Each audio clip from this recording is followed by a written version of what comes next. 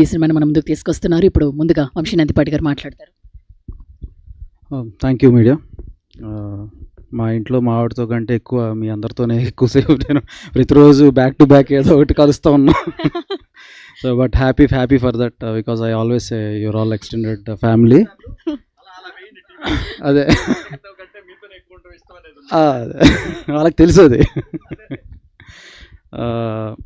Okay, so miss అమ్మ, అదిరిందయ్య చంద్రం, ఇంకేమున్నాయి sir, Tata Birla, మధ్యలో లైలా, అంటే ఆ తర్వాత మళ్ళా అదే మన అందరిని అలరించిన హిట్ కాంబినేషన్ మన శివాజీ గారు, లయ గారు ఇప్పుడు మళ్ళీ మన ముందుకు రాబోతున్నారు.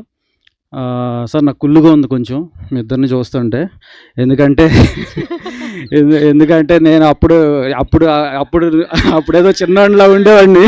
ఇప్పుడు నాకు మీసాల గడ్డలు మెరిసిపోయినాయి, కానీ మీరు మాత్రం యాజ్ ఇట్ ఈజ్ అలాగే ఉన్నారు.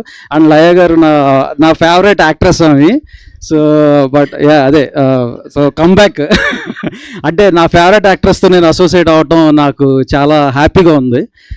నాకు అలవాటు అది. Oh my God, no cutouts, ప్రాణం ఇచ్చేస్తాం మేడం కోసం కావాలంటే. Okay, anyway, Sampradayini Suddhapoosani, very good family entertainer. So Sampradayini Suppini Suddhapoosani, very good family thriller and entertainer as Sai said. And ETV వాళ్ళు వేరు, మేము వేరు కాదు. సో మా సినిమాలు అంటే వాళ్ళే, వాళ్ళ సినిమాలు అంటే మాయే.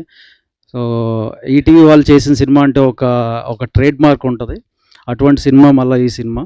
అండ్ మేము ఈ సినిమాని ప్రజెంట్ చేయటం, మీ అందరి ముందుకు తీసుకురావడం చాలా హ్యాపీగా ఉంది. And as it is Shivaji గారు ఎరగదీశారు. అలాగే రోషన్ బుడ్డోడి క్యారెక్టర్లో చాలా బాగా చేశాడు. అండ్ మీ అందరికీ సర్ప్రైజ్ ఇస్తాడు.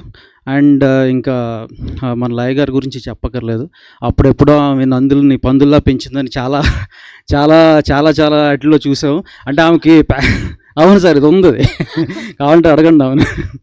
సో ఈవెన్ అంటే వర్క్ టువర్డ్ ప్యాషన్ ఎలా ఉంటుందంటే వర్క్ మీద, యూఎస్లో ఉన్నా కూడా ఆమె వాళ్ళ ఫ్రెండ్స్తో కలిసి రీల్స్ చేస్తూ ఉండేవారు, అని ఫాలో అవుతూ ఉండేవాడిని కూడా.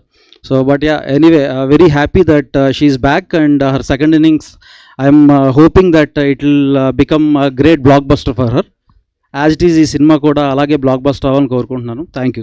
వంశీ గారు, మీరు చెప్పిన సామెత మాకు కానీ బనీవాస్ గారికి కానీ అర్థం కాలేదా? నందుల్ని పందుల్లాగా పెంచింది అప్పట్లో అని అనేవారు. అంటే అన్ని నంది అవార్డ్స్ వచ్చినాయి ఆమెకు అనేది, అది చెప్పా అంతే. కాదు, ఇంతకు ముందు ఇండస్ట్రీలో స్పీచెస్ అంటే ఒకరిద్దరు పేర్లు వచ్చేవి. ఇప్పుడు ఆ స్పీచెస్ లిస్ట్ లో మీరు కూడా జాయిన్ అవుతున్నారు అనమాట. ఇంకా అదేం లేదు, ఈ రోజుకి చాలా రండి next. Thank you. Yes Bunny Vasu గారే మాట్లాడవలసిందిగా రిక్వెస్ట్ చేస్తున్నాము.